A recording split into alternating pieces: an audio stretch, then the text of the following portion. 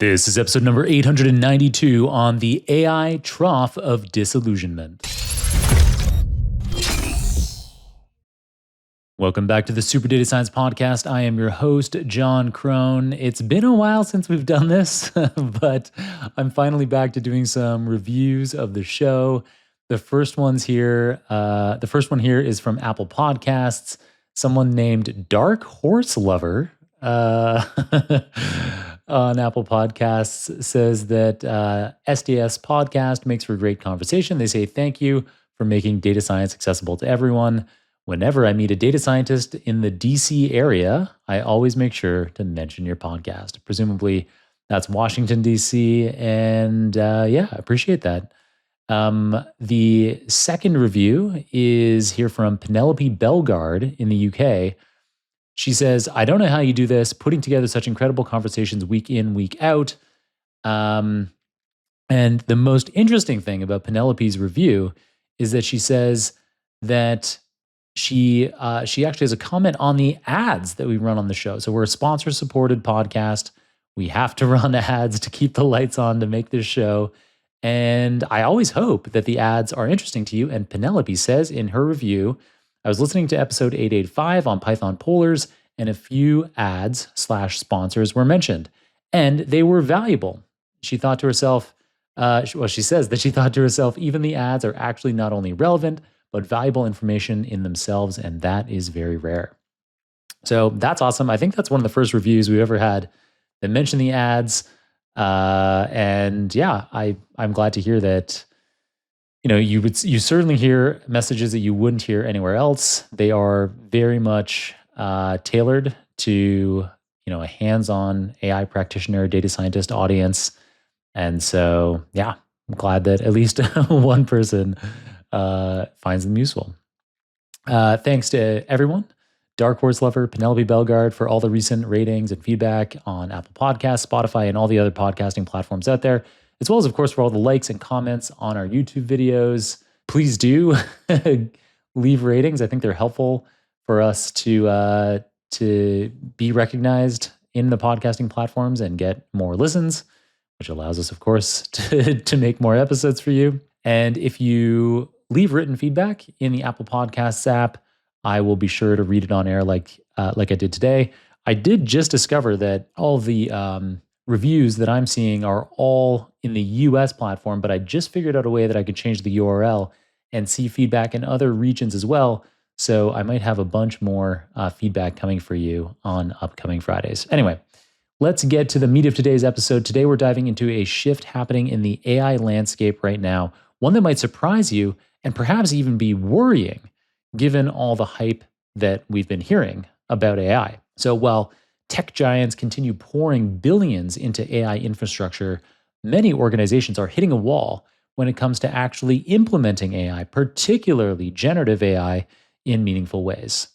Let's explore in this episode over the next few minutes what the heck is going on.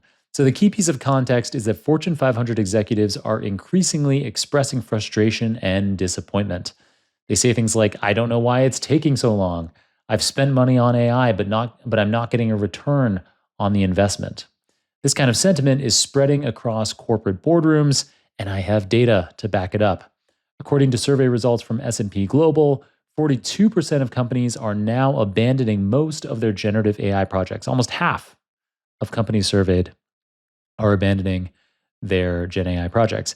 And that is a huge jump over last year, where just 17% of firms were responding that they were abandoning most AI projects. So that's a jump from 17% of Gen AI project abandonment up to 42% this year. Even companies like Klarna, the Swedish buy now, pay later provider, recently admitted that they went too far in replacing customer service jobs with AI, and they are now rehiring humans for some of those roles. What we're witnessing here is what Gartner calls the Trough of Disillusionment. Gartner, the big consumer reviews agency. Probably lots of people are familiar with their hype cycle.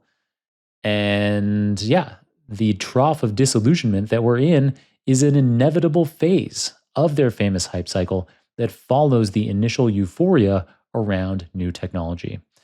It's in this trough of disillusionment where reality meets expectation and the gap between them becomes painfully clear. Now, here's what makes this particularly interesting. While businesses struggle, consumers are embracing Gen AI like never before. Sam Altman recently revealed that ChatGPT is being used by 800 million people per week. That's double the usage from a few months ago in February. The technology clearly has appeal, but translating that consumer enthusiasm into systematic business transformation, that's so far proving to be a much tougher nut to crack. So, why are companies struggling? Several reasons stand out. First, their data are often trapped in silos and legacy IT systems that make integration challenging. Second, there's a serious shortage of technical talent with the skills needed to implement these systems effectively. Third, and this one's crucial, companies have brands and reputations to protect. They can't afford to have an AI bot make damaging mistakes, expose customer data, or violate privacy regulations. The stakes are simply too high. Meanwhile, the hyperscalers, Alphabet, Amazon, Microsoft, and Meta, they continue their massive AI infrastructure investments. Pierre Ferragu, I hope I'm pronouncing that correctly, from New Street Research, points out that these hyperscalers' combined capital expenditures are on track to hit 28% of revenues this year. That's more than double the 12% of revenue these firms were spending on CapEx a decade ago. So that means that these hyperscalers, these superscalers, are betting big. But the question remains, will they generate healthy enough returns to justify this unprecedented spending spree? At recent developer conferences, tech leaders like Microsoft's Satya Nadella and Google's Sundar Pichai painted an optimistic picture. Of course they did. They talked excitedly about platform shifts and an emerging agentic web where semi-autonomous AI agents interact with each other on our behalf. They highlighted how AI models are getting better, faster, cheaper, and more widely available. They even introduced new metrics like the number of tokens processed to demonstrate booming usage. But notably absent from these presentations, traditional business metrics like sales or profit growth from AI initiatives, suggesting maybe it's not going that well. The reality is that most cloud revenues from AI are coming from AI labs and startups, many of which are actually funded by these same tech giants. So it's a bit of a circular economy at this point. However, the hyperscalers are applying AI to their own operations with some success. Google has launched AI summaries in search results. Those reach over 1.5 billion people monthly. You've probably seen them. And they've integrated Gen AI into their ad business. Meta has likewise woven AI into its advertising platform using its open source Llama models, which I've talked about on the show countless times. Microsoft has embedded AI into its workspace, into its workplace apps, and the GitHub coding platform with things like GitHub Copilot. And Amazon is using AI to improve product recommendations and optimize logistics. These internal applications might even help reduce costs. Microsoft recently laid off 6,000 workers, many reportedly software engineers, as AI tools make certain programming tasks more efficient. If these efforts succeed, they might encourage other companies to keep experimenting until they too can make AI work effectively. The cost of falling behind in the AI investment race is already evident at Apple, which was slower to embrace Gen AI than the other big firms, the other big tech firms. Their attempt to rebuild Siri around large language models has been so bug-ridden that the rollout had to be drastically postponed. It's a cautionary tale about the risks of both moving too fast and moving too slow. So, if AI is currently in the trough of disillusionment, when will we emerge from it? Analysts from Gartner predict it will last until the end of the year. In the meantime, there's serious work to be done. Microsoft's CTO, Kevin Scott, points out that for AI agents to fulfill their promise, they, for example, need better memory systems to recall past interactions. The web also needs new protocols to help agents access various data streams. Companies are working on standards like Model Context Protocol, MCP, to address these challenges. And if you want to hear more about MCP, I did a recent deep dive into that in episode 884 of this very podcast. All right, so here's the key insight from all of this. Many companies say what they need isn't necessarily cleverer AI models, but more practical ways to make the technology useful. This is what we can call the capability overhang. We have more AI capability than we know what to do with. The challenge isn't building better models, it's figuring out how to apply what we already have in ways that create real business value. This opportunity, incidentally, is exactly why I founded my new consultancy, Y Carrot, but this episode isn't about that, so I'll just leave it there. At Microsoft's Build conference last week, Anthropic's CEO Dario Amodei urged users to keep the faith in AI, particularly given how quickly AI progress is happening. Dario said, "Don't look away. Don't blink." It's good advice because of how fast things are moving.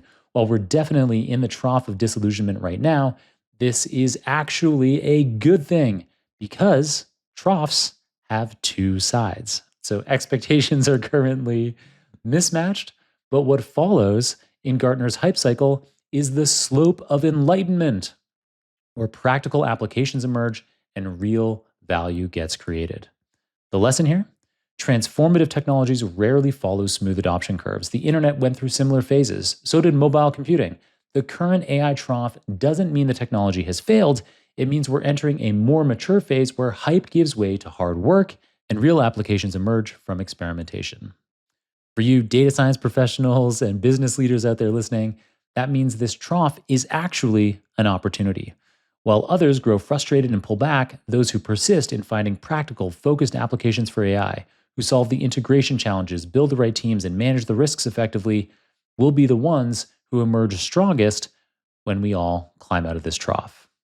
The AI revolution is getting real, and that might be the best news of all. If you enjoyed today's episode or know someone who might, consider sharing this episode with them. Leave a review of the show on your favorite podcasting platform, like I mentioned at the top of the show. Tag me in a LinkedIn or Twitter post with your thoughts. And if you aren't already, obviously subscribe to the show. Most importantly, we just hope you'll keep on listening. Until next time, keep on rocking it out there. And I'm looking forward to enjoying another round of the Super Data Science Podcast with you very soon.